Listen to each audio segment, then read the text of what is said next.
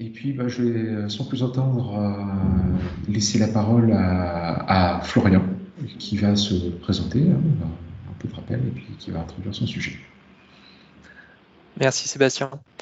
Donc bonjour à tous et à toutes.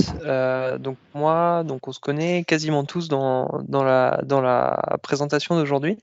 Donc moi c'est Florian Guérin. Pour rappel, donc je suis consultant solution Office 365, ce qui signifie que je connais plutôt pas mal ces solutions. J'interviens sur un petit peu toute la mise en place de ces solutions de manière professionnelle, c'est-à-dire de l'étude de faisabilité en amont, donc de vérifier si on peut installer ce type de solution chez le client jusqu'à l'installation spécifique et l'accompagnement ultérieur qu'on peut en donner, en passant bien sûr par tout ce qui est migration, tout ce qui est formation, tout ce qui est accompagnement au changement, et on en passe. J'ai bien sûr un domaine de prédilection sur cette solution qui sont les techniques collaboratives, comment mieux travailler ensemble, comment apprendre aux gens à mieux travailler, comment apprendre aux gens à mieux communiquer, comment apprendre aux gens à mieux collaborer ensemble au sein d'une même équipe ou de façon transverse. C'est vraiment l'intérêt de ces solutions. Et en digitalisation des processus, et c'est vraiment sur ce point qu'on va mettre l'accent aujourd'hui. La digitalisation de processus étant le fait de récupérer un processus existant en entreprise. Aujourd'hui, on va tout simplement se baser sur la gestion des congés, mais il en existe des centaines, si ce n'est pas des milliers. Comment prendre ce processus, comment le retravailler, comment faire en sorte qu'on puisse l'adapter sur l'informatique, et quelles sont les solutions qu'on va pouvoir mettre en place chez Office 365 pour pouvoir y répondre. Donc ces solutions, c'est la Power Platform. On est vraiment là aujourd'hui pour en parler. On va vraiment dérouler ce sujet. On va vraiment voir où sont ces différentes applications de la Power Platform. Mes coordonnées pour me contacter, donc toujours les mêmes, par mail, par Twitter ou via mon site qui est un petit blog où je publie pas mal de contenu, notamment sur la Power Platform en ce moment. Donc des petits cas d'usage que j'ai déjà pu mettre, des petits trucs et astuces. Donc n'hésitez pas à y aller, à consulter ce qu'il y a, c'est gratuit bien sûr. Passons directement au vif du sujet.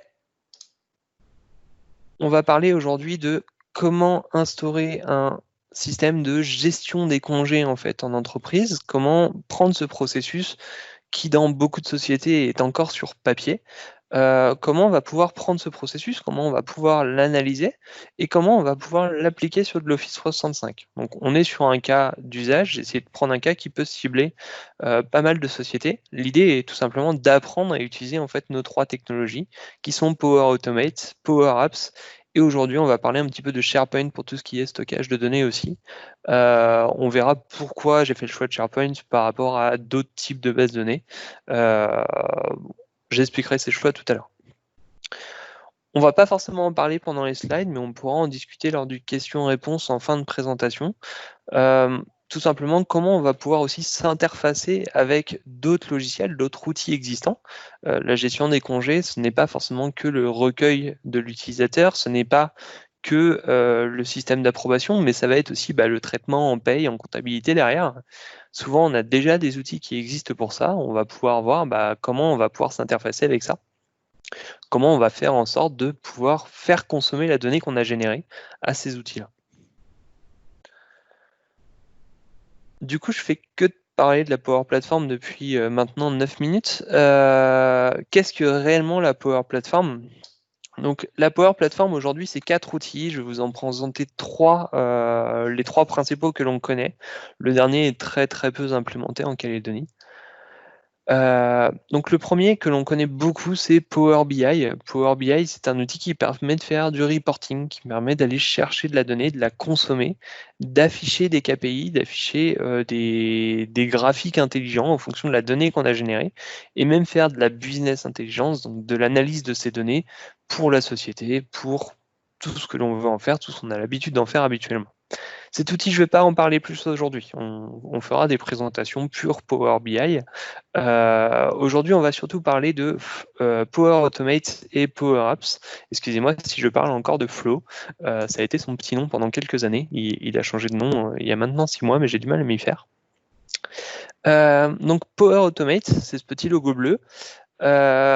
À quoi il sert? C'est tout simplement en fait un outil qui va permettre de faire du process. Il va permettre de se déclencher en fonction d'une action qui a été effectuée, que ce soit dans Office 35 ou non. Il existe aujourd'hui de nombreuses sources de données qui sont Microsoft ou pas. D'ailleurs, on peut très bien se brancher à de l'Oracle, à du SQL Server, à de l'Excel, des choses comme ça, et pouvoir effectuer des actions. Donc on va pouvoir faire une multitude d'actions qui passent par l'envoi de mail, écrire dans Teams, envoyer des notifications.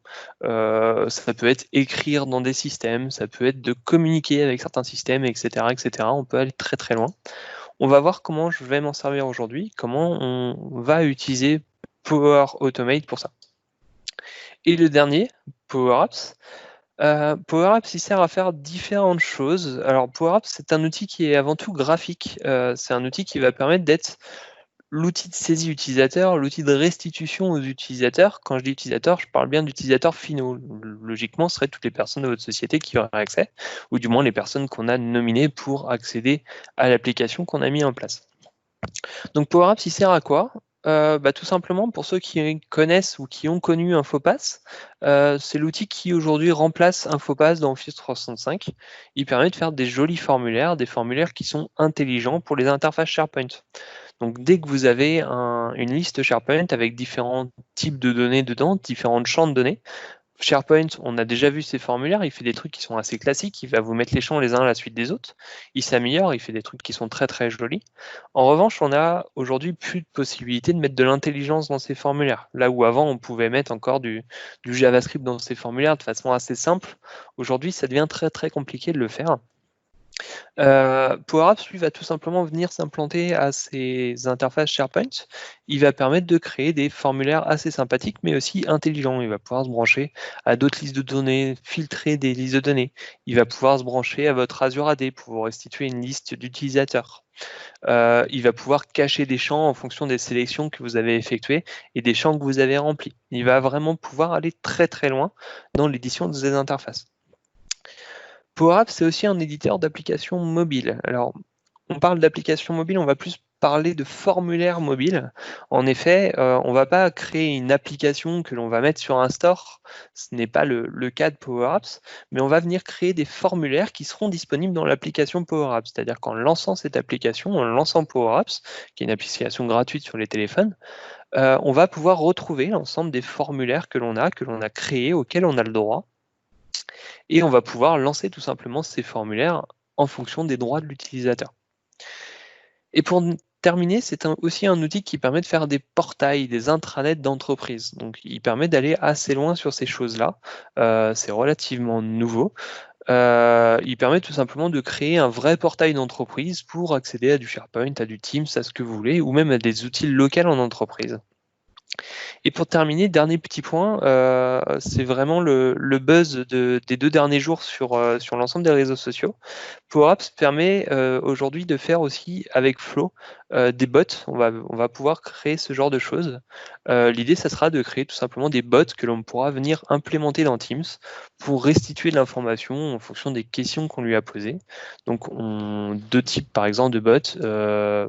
On pourrait très bien imaginer un bot RH qui va pouvoir vous communiquer vos congés restantes dans notre cas d'usage. On ne va pas forcément en parler aujourd'hui.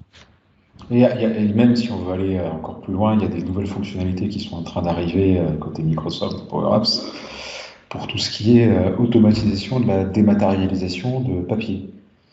C'est vrai. Je scanne des documents, je les mets directement dans SharePoint, et parce que j'ai du Power Apps, en gros, Power Apps va détecter tout seul comme un grand les champs du formulaire, et il va aller extraire les informations à partir de données scannées, pour derrière les mettre dans des métadonnées SharePoint qui seront après utilisables dans un workflow ou qu'on va pouvoir verser dans une base de données.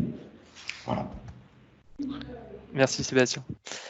Donc oui, effectivement, et donc tout ça, je présume par le biais du projet Cortex, dont on n'a pas encore beaucoup parlé, c'est bien ça? Ça c'est déjà dispo, ce dont je te parle. Ok, ça marche. C'est dispo en preview.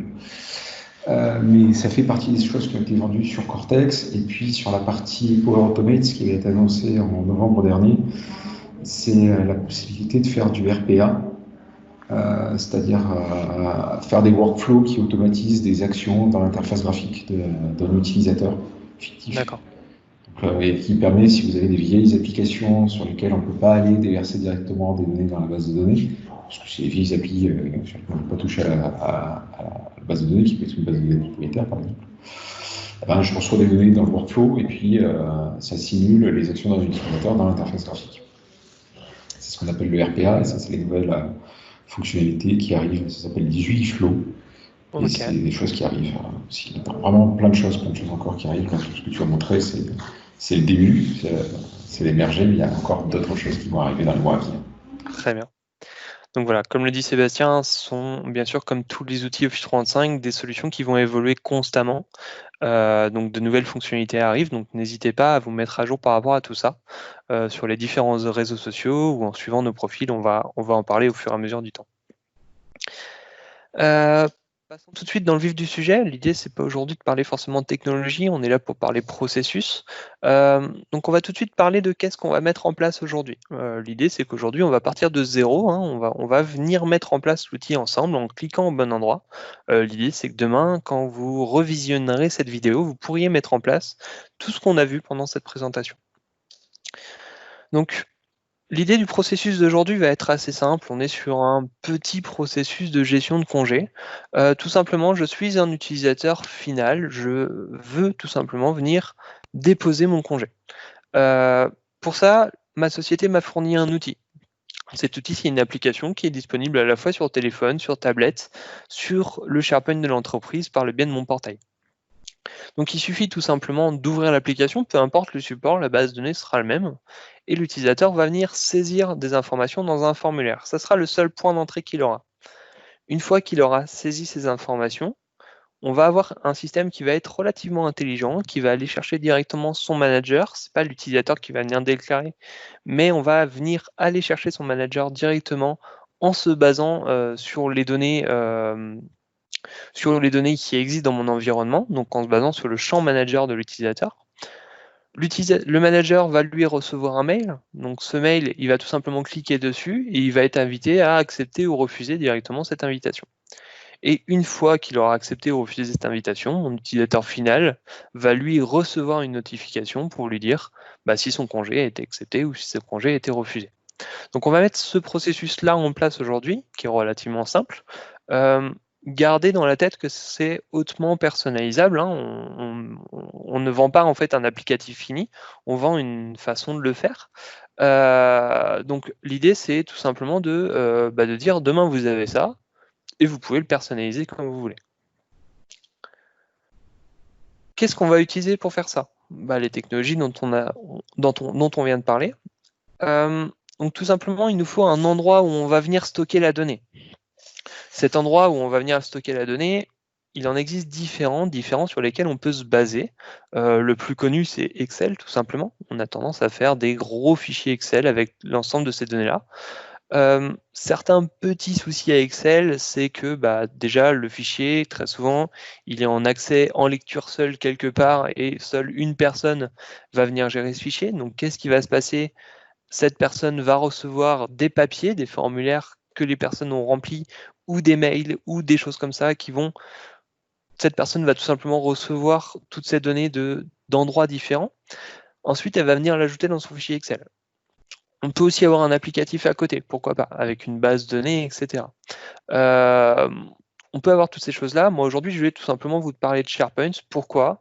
Parce que les licences Flow, Power Apps que vous avez, qui sont dans les environnements Office 365 que vous avez aujourd'hui, comprennent en fait l'utilisation de SharePoint. Donc, vous pouvez créer ce flux que je vais vous montrer gratuitement si vous avez les licences. En se basant notamment sur des bases de données comme Oracle ou SQL Server, il faudra prévoir des licences supplémentaires pour utiliser Power Apps et Flow. On ne va pas parler licensing aujourd'hui, on pourra en discuter lors de la phase de questions-réponses si vous le souhaitez.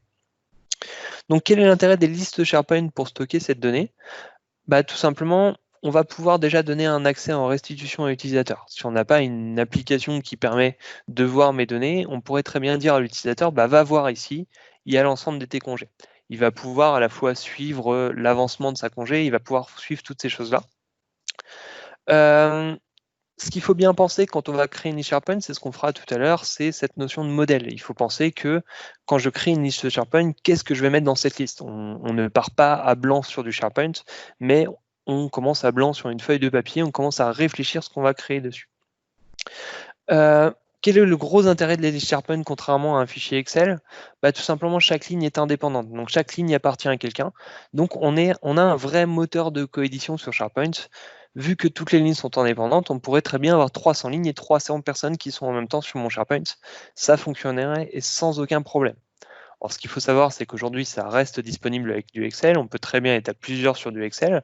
C'est quand même beaucoup plus simple avec du SharePoint. Autre chose, SharePoint va prendre en compte tout ce qui est historique de version. Donc, il va être capable, sur une ligne de congé, par exemple, sauvegarder toutes les versions, toutes les modifications qu'il y a eu sur cette ligne de congé. On peut modifier ou falsifier un congé, tout simplement parce que SharePoint va auditer tout ça, va être capable de regarder tout ça, et personne ne pourra revenir en arrière sur une congé. S'il la supprime, c'est de son gré. Et un des gros intérêts à SharePoint, contrairement à du Excel, c'est la notion des affichages. On va pouvoir contextualiser, par exemple, un affichage à un utilisateur. On va pouvoir, par exemple, créer un affichage où l'utilisateur va voir uniquement ses congés, où il ne pourra pas voir les congés des autres personnes. On pourra avoir un affichage par type de congé, notamment pour la comptabilité, des choses comme ça. On pourra avoir un affichage, pourquoi pas, par date de saisie ou par mois de saisie. Ça permet de suivre tous les congés qui sont déposés par mois. Voilà, différents affichages qui peuvent, par exemple, être mis en place dans SharePoint. Tout ça, on va le faire ensemble juste après, pendant la démo. Hein. C'est le but de l'exercice d'aujourd'hui. Une fois qu'on aura créé notre SharePoint, on va venir créer le formulaire Power Apps. Donc, on va venir créer une interface pour l'utilisateur pour qu'il puisse venir saisir sa congé. Tout simplement pourquoi? On va pouvoir ajouter un petit peu d'intelligence à mon formulaire. On verra au niveau du modèle de données, on va créer exactement ce que vous avez sous les yeux. On pourra par exemple dire une date de fin est forcément supérieure à une date de début. C'est des choses qu'on va pouvoir ajouter dans mon formulaire et qui feront en sorte que l'utilisateur ne pourra pas enregistrer ce formulaire tant que les règles ne seront pas respectées. Et on pourra aussi rendre le formulaire un petit peu plus intuitif pour l'utilisateur. Notamment, on va avoir cette notion de demi-journée qui change en fonction de l'ensemble des logiciels que vous allez trouver sur le marché. On va voir, moi, la gestion que j'ai mis en place, comment on va faire pour la mettre en place. Donc, quel est l'intérêt de Power Apps pour mettre en place ce type de solution? Tout simplement, hein, Power Apps, dans vos licences Office 365, il est fait pour se baser sur du SharePoint. Donc, vous n'aurez pas de coût supplémentaire à utiliser du Power Apps avec du SharePoint. Un des gros intérêts de Power Apps, par contre, ça va être le fait de pouvoir aller chercher d'autres sources de données pour les incorporer directement dans votre formulaire. Exemple, vous avez une autre liste SharePoint avec des types de congés, des choses comme ça. Vous allez pouvoir la lier directement dans Power Apps et pourquoi pas la filtrer en fonction de la saisie utilisateur ou des choses comme ça. La notion de cascade, par exemple, est aussi très favorisée dans Power Apps. Quelque chose qu'on ne peut pas faire dans SharePoint, c'est avoir des listes en cascade, donc par exemple une zone et une sous-zone. C'est des choses qu'on ne peut pas faire dans du SharePoint. Power Apps le fait très facilement. C'est juste une petite configuration effectuée, il sera capable de le faire. Un des gros points d'intention sur Power Apps, c'est un outil qui est mobile first. Donc, on parle très souvent quand on crée des applications, quand on crée des sites web, de responsive design. Donc, un design qui va s'adapter à l'écran des périphériques. Là, on est vraiment sur une autre notion. On est vraiment sur une notion de mobile first. C'est-à-dire qu'on va venir créer une application qui est disponible sur mobile. Et elle va s'afficher exactement de la même façon que vous soyez sur tablette ou vous soyez sur PC. Elle ne va pas s'agrandir ou etc. Elle va rester toujours la même, peu importe le périphérique. On se base sur le plus petit pour que ça soit lisible sur le plus petit, et ainsi ça pourra être lisible sur les plus grands. Donc voilà pour Power Apps, ça sera un petit peu plus clair lors de la démo tout à l'heure. On va parler un petit peu aussi Flow, donc de Power Automate, pardon. Donc une chose très importante avec Flow, tout simplement, j'ai tendance à dire c'est papier first. Quand vous faites un flow, écrivez-le sur papier. Quand vous faites un processus, écrivez-le sur papier. Ce n'est pas l'outil qui va guider votre façon de faire, mais c'est bien vous, en fait. Vous allez décider toutes les choses que vous allez devoir faire. C'est un petit peu ce qu'on a fait dans la slide précédente, en disant je vais envoyer une approbation à mon manager. Tout ça, c'est des choses que je vais venir noter sur papier, je vais venir le dessiner sur papier avant même de le mettre sur un processus. Oui, Sébastien? Ouais, surtout, et faites-le valider si vous voulez gagner du temps. Parce que changer le processus une fois qu'on l'a implémenté, même si c'est rapide, ça coûte du temps. Et vraiment, le gros du travail dès que vous faites des procédures et des workflows, c'est de mettre tout le monde d'accord sur la manière dont doit fonctionner le workflow. Et ça, c'est un travail, c'est pas l'outil qui va vous le dire.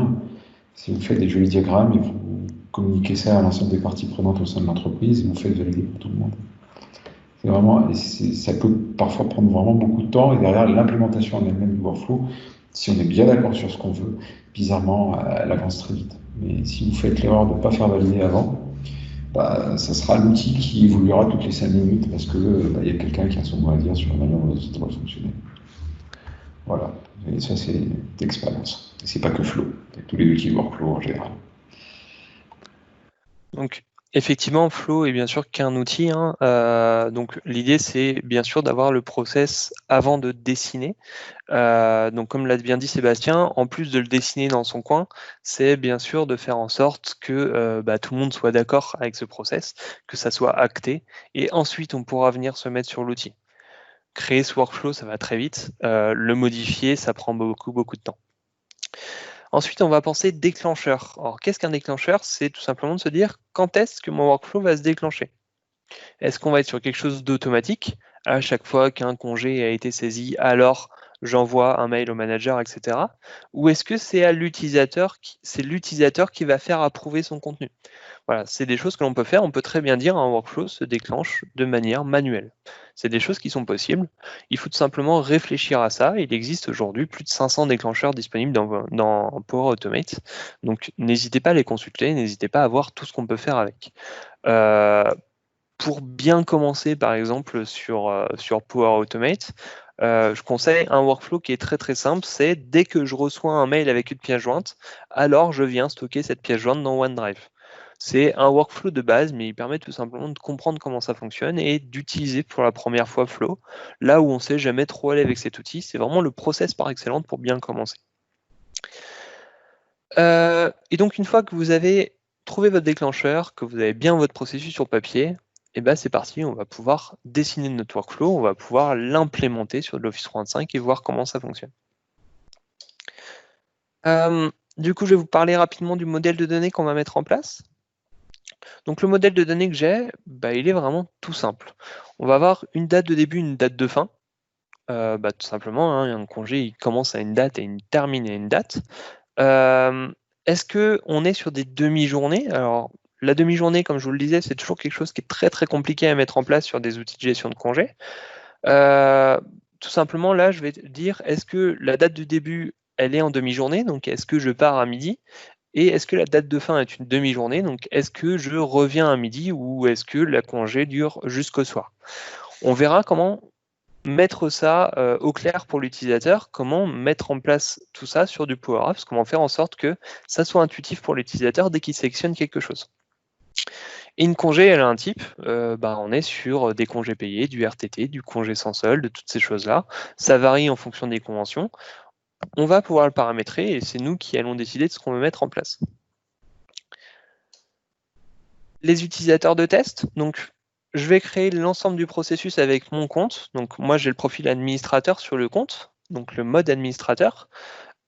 Pour la démo, je me suis attribué un manager qui est Adèle, qui est un compte de test sur l'environnement de démo Microsoft que j'ai. Donc je vais switcher assez rapidement entre les deux comptes pour les validations, les emails qui sont envoyés, on verra comment ça va fonctionner.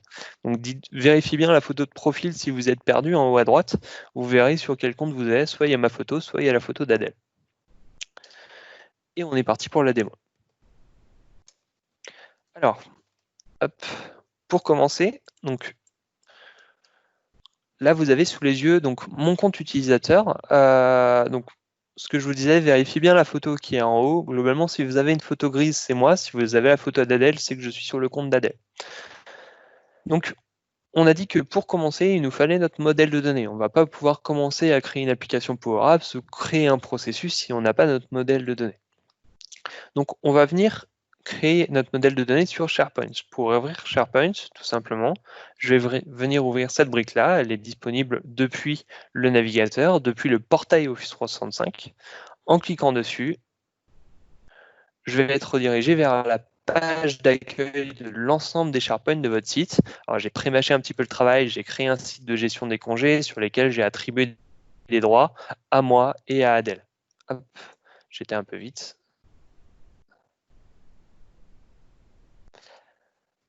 Donc, je vais aller sur le site de gestion des congés. Donc, moi, je vais vouloir créer tout simplement une nouvelle liste. Je ne vais pas vous passer aujourd'hui les notions de liste et de bibliothèque sur SharePoint. C'est des notions que l'on pourrait mettre du temps à apprendre. Alors, hop, s'il te plaît, merci.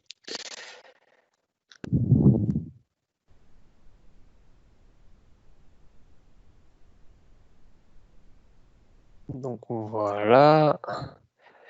Et donc, je vais venir créer une nouvelle liste que je vais appeler AOS Gestion des congés.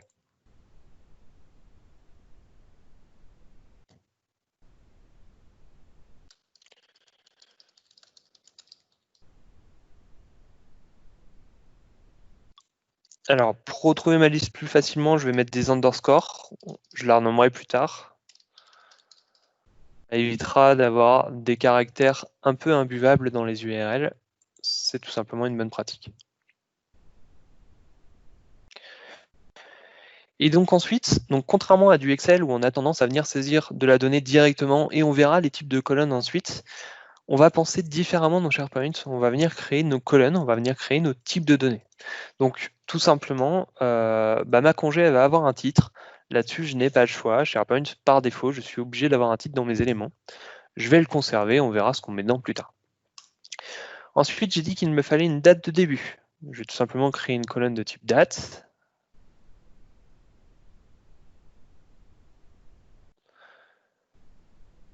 On va me demander différents paramétrages. Est-ce que je veux notamment inclure l'heure ou des choses comme ça? Je ne vais pas le faire. Je vais tout simplement avoir une date. En revanche, je vais faire en sorte que ma date soit obligatoire. Alors pour être obligatoire, c'est le texte qui est ici, obligé que cette colonne contienne des informations. Je vais le passer à oui et faire enregistrer. Je vais faire la même chose avec date de fin.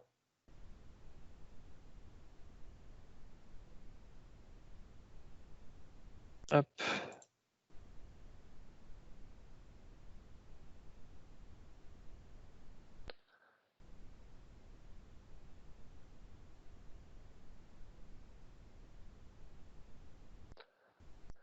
Donc là, j'ai créé déjà les deux colonnes dates. Ensuite, je vais créer, donc si je reprends mon modèle de données, j'ai dit que j'allais créer deux colonnes de type oui/non. Donc c'est tout simplement des cases à cocher, hein, des booléens, pour ceux qui ont des notions de programmation.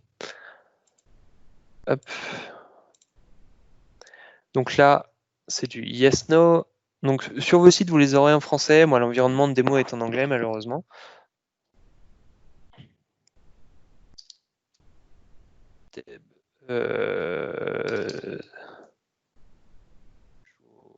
Et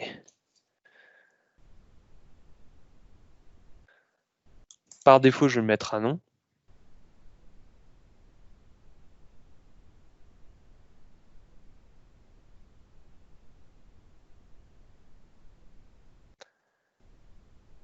Idem pour celui-ci. Et pour terminer, je vais créer une colonne de type choix qui s'appellera type congé. Donc dans les types congés, je vais avoir congé payé, je vais avoir congé sans solde et RTT par exemple. Hop, toujours pareil, je vais la rendre obligatoire. Donc voilà, là j'ai créé mes congés, je vais ajouter une dernière colonne à ma liste qui est tout simplement un statut de la congé. Ça permet tout simplement de savoir si elles ont été acceptées ou refusées.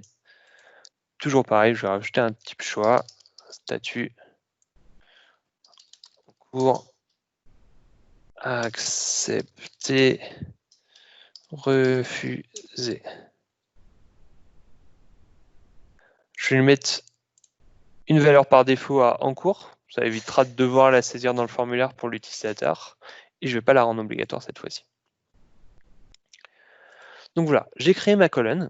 Donc maintenant, je vais pouvoir passer à l'édition de mon formulaire. Donc, pour reparler rapidement de mon Power Apps et de mon Power Automate, Power Apps va me permettre d'avoir l'outil pour saisir de l'information directement dans ma liste SharePoint.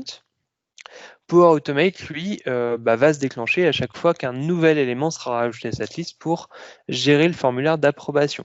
Donc Power Apps, le formulaire, on va venir le créer tout de suite.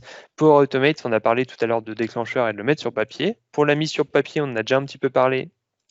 Elle est ici. Donc moi, je ne l'ai pas fait valider tout simplement parce que je suis le seul décideur aujourd'hui.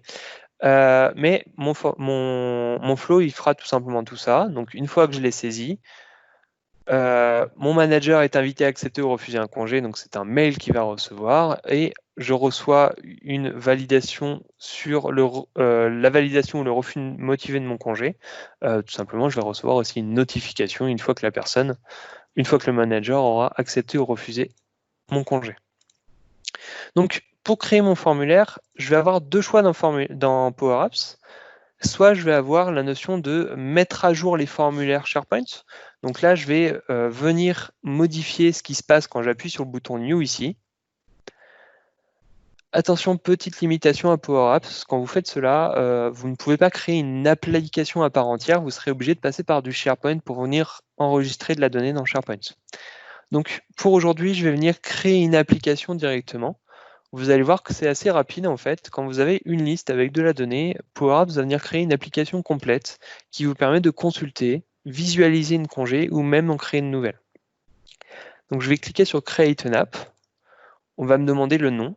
Je vais l'appeler AOS Gestion Congé.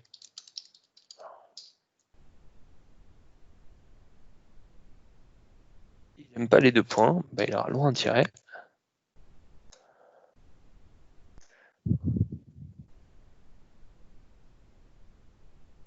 Donc, pour ceux qui ne sont jamais connectés à Power Apps, vous n'aurez pas la brique qui va apparaître ici directement. Il faudra venir créer pour la première fois une application pour accéder à l'outil. Si vous souhaitez vous créer un compte pour faire une application de base, il suffit de se connecter à cette URL ici. Donc https://us.create.powerapps.com. Alors US ou EU, pour nous la Calédonie le plus proche, ça sera l'US pour le coup. EU, c'est tout simplement les serveurs français. Et donc quand vous vous connecterez la première fois, on va vous demander le pays dans lequel vous êtes, etc. On va vous demander tout simplement de vous inscrire à cette application, de vous inscrire à Power Apps pour avoir le droit de l'utiliser. Donc là, j'ai lancé la génération de mon app. Ça prend un tout petit peu de temps, tout simplement parce qu'il va me créer mes 3 écrans, il va me créer l'ensemble de mon application pour que je puisse commencer à jouer avec. Voilà, donc on commence à la voir, on commence à voir l'application qui s'affiche.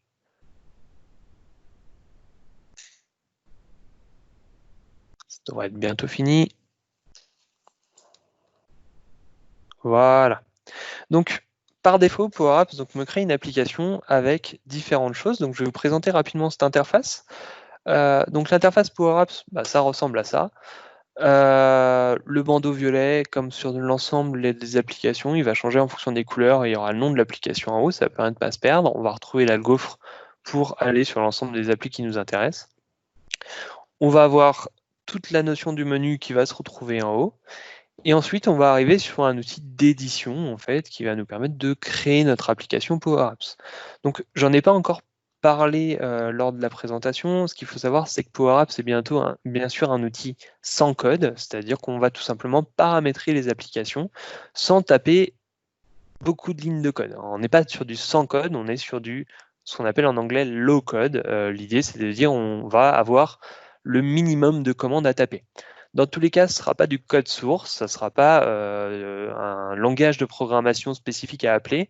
On est sur l'équivalent des lignes de commande qui sont passées dans les macros, dans les formules de calcul Excel.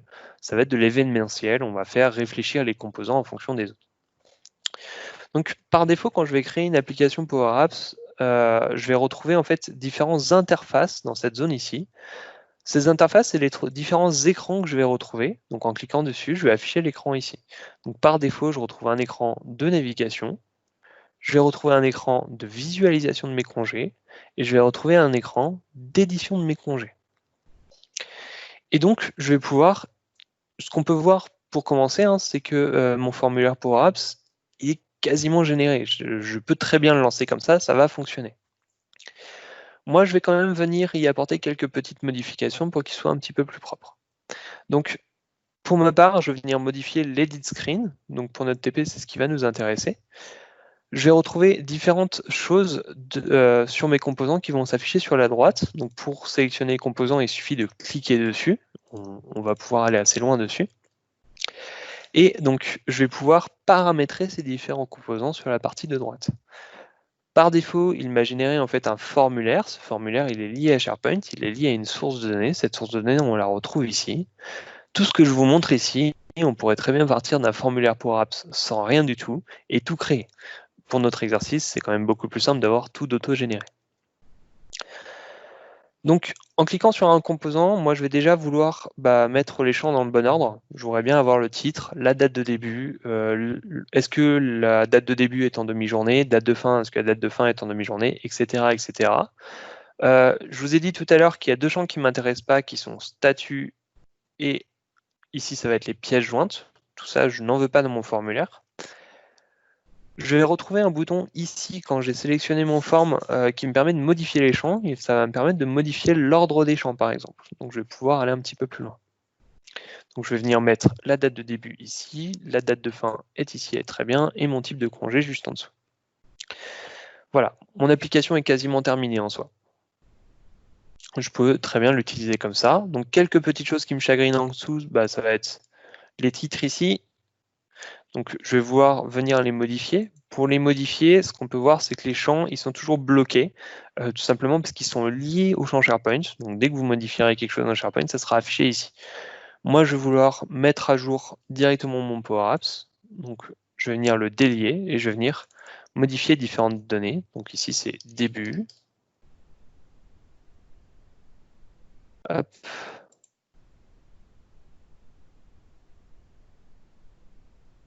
Fin.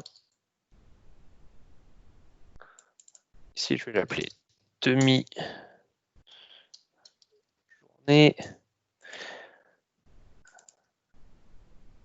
et demi-journée.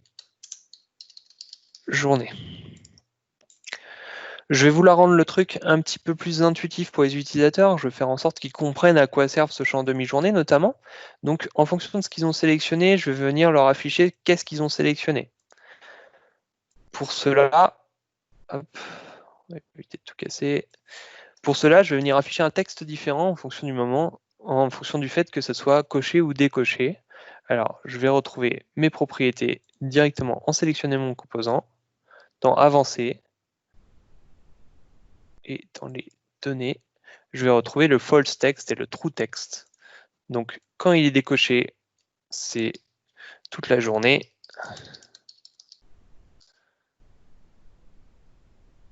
Et quand il est OK, c'est départ à midi.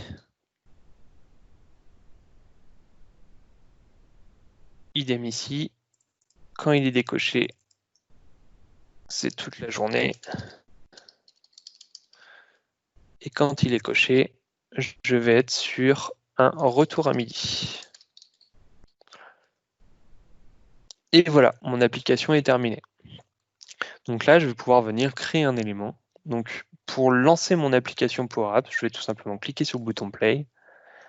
Hop, on va être sur... Alors pour cela, il faut que je passe sur mon browse ici, sur l'interface de sélection.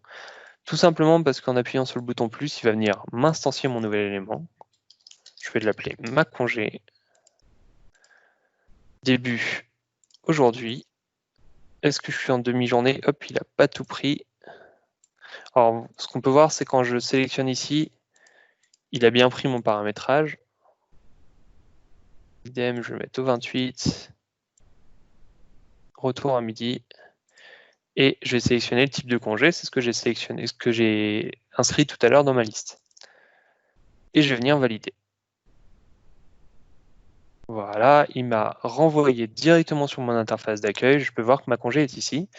Si je retourne dans SharePoint et que j'actualise, ma congé a directement été sélectionnée. Donc voilà, en 15 minutes de temps, on a créé une application qui est fonctionnelle. Alors, elle est clairement pas très utilisable pour le moment. On a encore des titres à droite à gauche qui sont à changer. On pourrait passer une heure de plus à la peaufiner et à faire en sorte qu'elle fonctionne très très bien. Bon, l'intérêt, c'est vraiment de se dire, en 15 minutes, j'ai créé une application qui me permet de saisir mes congés et de les enregistrer dans un SharePoint. Donc mon suivi, il est fait. Là, j'ai remplacé tout le travail de la personne qui s'amuse à manager une liste de congés toute la semaine. Donc maintenant, ce qu'on va vouloir faire, c'est ajouter une notion d'approbation. On va vouloir faire en sorte que quand ma congé est saisie, je veux faire en sorte que le manager soit prévenu et que le manager approuve ou non cette demande. Donc là, j'ai un statut qui est en cours, on va le faire évoluer en fonction de la demande, on va faire en sorte que ça bouge. Pour cela, je vais venir créer en fait une application Power Automate. Hop. Et donc, je vais pouvoir créer un flow, créer un formulaire, créer un processus. Donc en faisant Create a Flow, donc vous pouvez continuer à aller dans Flow et venir créer un truc sans partir de rien. Nous, on va venir créer un processus directement implémenté. Donc, il y en a un qui existe, s'appelle Start an Approval when new item is added. Cela signifie en fait qu'il va démarrer une approbation à chaque fois qu'un nouvel élément sera ajouté dans cette liste. Donc, tout comme Power Apps, il va venir auto-générer l'ensemble du formulaire. Et par défaut, il va venir me demander quelques connecteurs. Il va me dire comment tu vas vouloir venir te connecter à cette donnée. Donc tout simplement, il va me demander 4 connecteurs. Un connecteur à Outlook. Quelle est ton adresse mail? Est-ce que tu as bien une boîte mail? Est-ce que tu as le droit de l'envoyer des mails? Un connecteur à SharePoint. Est-ce que tu as le droit? Est-ce que tu as une licence qui correspond à SharePoint? Il y a un petit outil qui s'appelle Approbation qui permet de démarrer des approbations. Et la dernière, c'est la brique utilisateur d'Office 365. C'est tout simplement une brique qui permet d'aller lire l'ensemble des personnes qui sont dans votre société. C'est de cette manière qu'on va pouvoir retrouver notamment le manager de la personne qui a voulu créer ses congés. Et donc ce qu'on peut voir, c'est qu'il me génère automatiquement un flux qui correspond à ce que j'ai envie de faire quasiment. Donc pour vous expliquer rapidement ce flux et à quoi il correspond, tout simplement, donc, il va se déclencher dès qu'un nouvel élément a été créé dans SharePoint. Il a paramétré automatiquement cette brique, c'est-à-dire qu'il a été chercher mon site SharePoint et ma liste de gestion des congés. Dès qu'un élément est ajouté, il va envoyer une approbation et il va me demander à qui je veux l'envoyer. Donc nous, on va faire en sorte que ça devienne intelligent, que ça aille chercher directement le manager de la personne. On pourrait très bien dire, toutes les congés doivent être validés par telle personne, et dans ce cas-là, j'ai juste à taper son. Je vais lui mettre un titre, un détail, je vais lui mettre le lien de l'élément, si la personne veut aller consulter l'élément, voir ce qui a été saisi, est-ce que c'est des congés payés ou sans solde, par exemple. Et une description du lien, donc ça, c'est tout simplement ce qu'il y aura derrière. Quand je vais démarrer mon approbation, soit je vais réussir à avoir de l'information, je vais réussir à avoir une réponse, et dans ce cas-là, je vais pouvoir traiter ma réponse, soit il s'est passé un problème, la gestion d'erreur, et dans ce cas-là, je vais envoyer directement à la comme quoi l'approbation a eu un petit souci, et on va terminer mon processus. Bon, on va faire en sorte qu'on ne passe jamais là-dedans. On va toujours rentrer dans cette partie-là, il n'y a aucune raison que ça plante.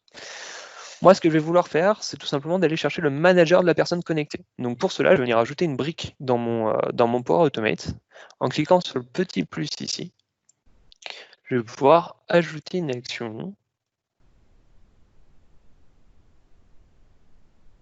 C'est un petit peu lent à charger.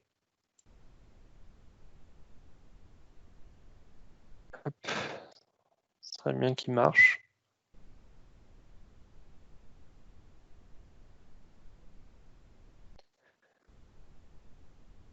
Alors, responsable.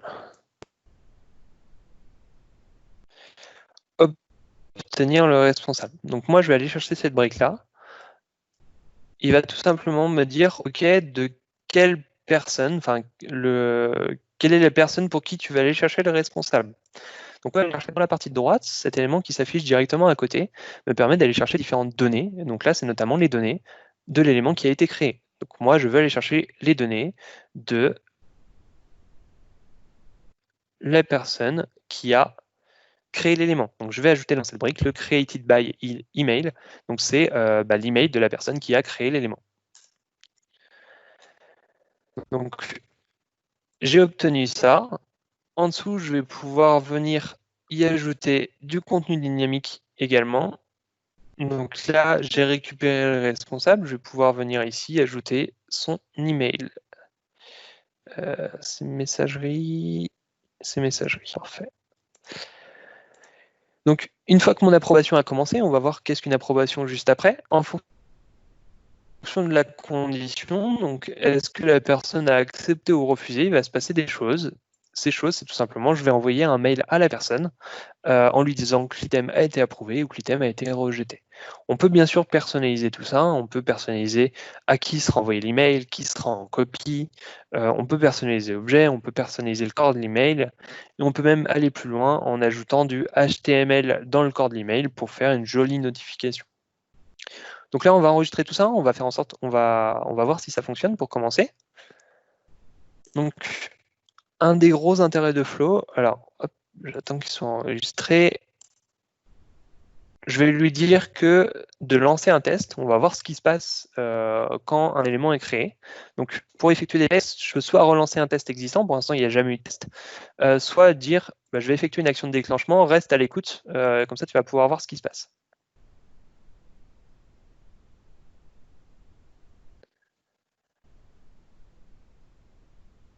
Hop. Donc là, il est en écoute. Moi, je vais pouvoir venir carrément. Donc là, je vais venir ajouter test.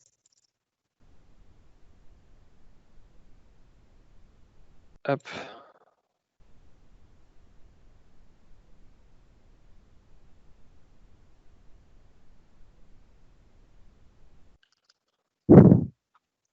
Donc là, j'ai ajouté test. Mon flux se lance automatiquement. On peut voir qu'il est en cours d'exécution. Il a été chercher les éléments. Il a été chercher le responsable. Il va démarrer cette brique-là.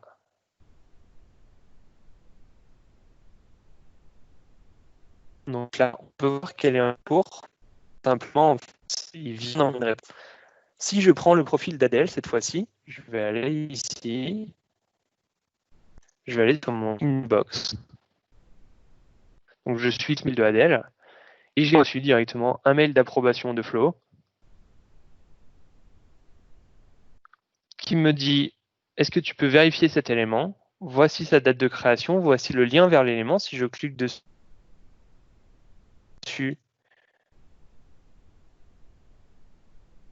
je vais pouvoir consulter, voir ce que la personne a saisi.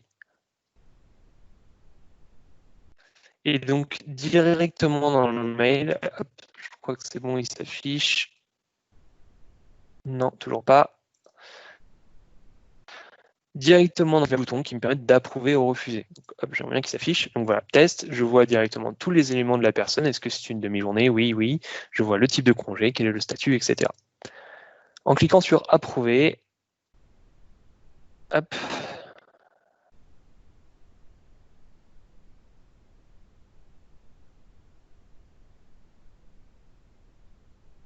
Le flow va il va continuer à se lancer. Donc là, pour l'instant, il ne le fait pas, c'est qu'il attend que ça se connecte.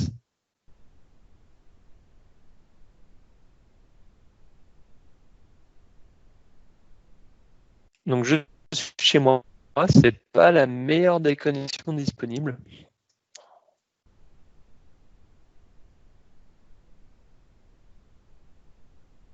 Hop.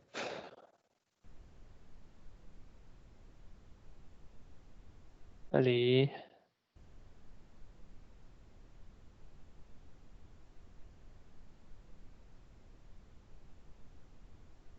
Alors, tout simplement, il me dit que je dois sélectionner ma région.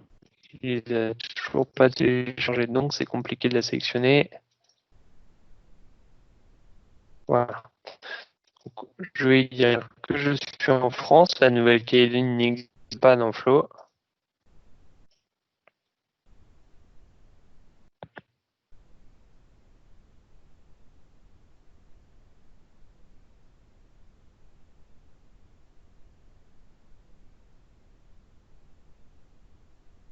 Hop.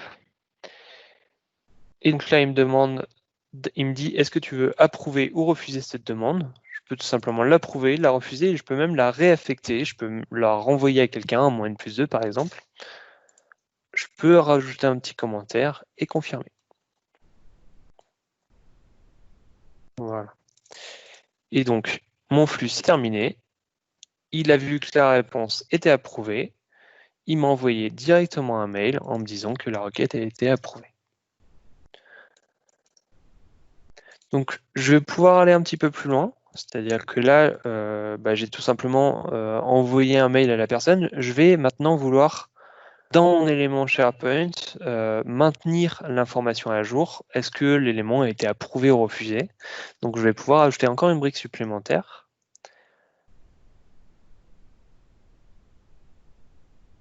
Donc, dans SharePoint, je vais venir mettre à jour l'élément. Alors, il va me demander différentes informations. Je vais venir chercher mon site SharePoint, gestion des congés. Je vais venir chercher ma liste SharePoint, AOS, gestion des congés, ainsi que l'ID de mon élément. Il veut savoir quel élément il doit modifier. Je vais venir sélectionner l'ID de l'élément créé, donc de celui-ci. Et je vais tout simplement lui dire, tu vas me passer le statut à accepter. Faites attention à toutes ces petites choses-là. Quand il y a des valeurs dans les champs, il a tendance à les écrire. Donc faites attention à ne pas saisir d'informations ici. S'il vous demande des éléments obligatoires, n'hésitez pas à lui redonner. Donc à lui redonner un titre. Hop. Une date de début. Et une date de fin.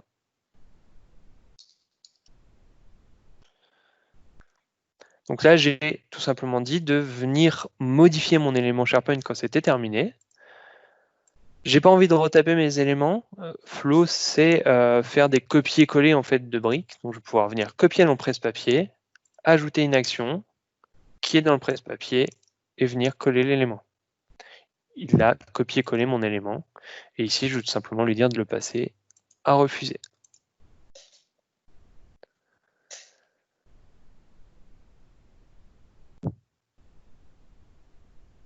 Donc là, j'ai enregistré mon flux. Dans les tests, je vais pouvoir réutiliser mon test précédent, c'est-à-dire que je ne suis pas obligé de recréer un élément SharePoint, mais je vais pouvoir relancer mon flux complet sur l'élément SharePoint précédent. Et donc là, il va retester tout mon élément. On va pouvoir voir comment ça se passe avec Adèle quand elle est déjà connectée. Donc toujours pareil, ça passe par la brique d'approbation de responsable. Hop, je vais retourner dans les mails. Et là, je vais pouvoir lui dire que j'approuve directement. Donc, ce qu'on peut voir tout à l'heure, Adèle, je lui avais désactivé son compte, donc elle ne pouvait.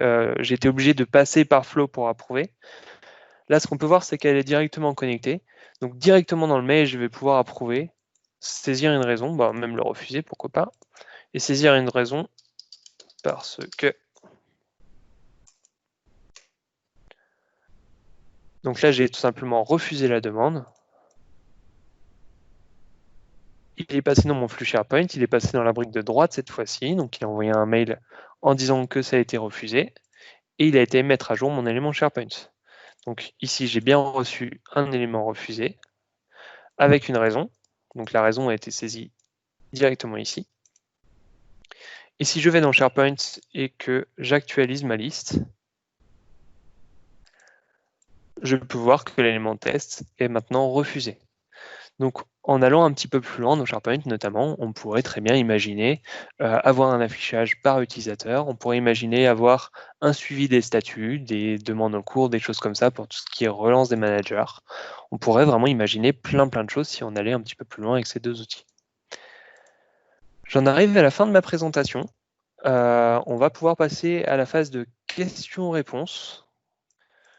J'espère déjà pour commencer que ça vous a plu. Et on va pouvoir passer à la phase de questions-réponses.